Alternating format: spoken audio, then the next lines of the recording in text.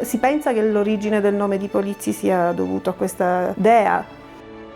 Non ci sono racconti diretti che io conosca per quanto riguarda la statua, anche perché la statua era stata nascosta o perduta nei secoli.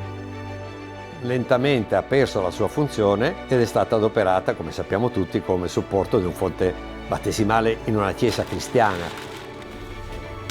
Un atto, diciamo, sacridico, quello di mettere una statua mitologica in una chiesa.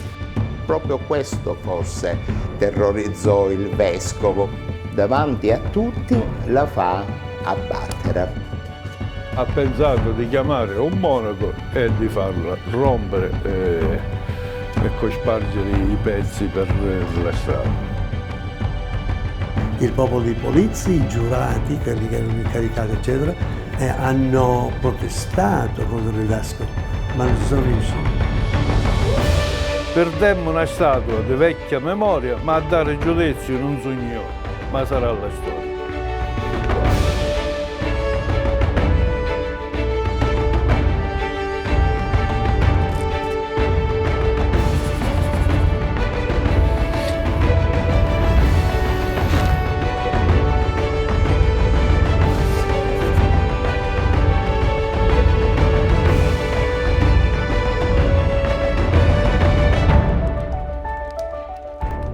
È un pezzo storico della città che ci manca.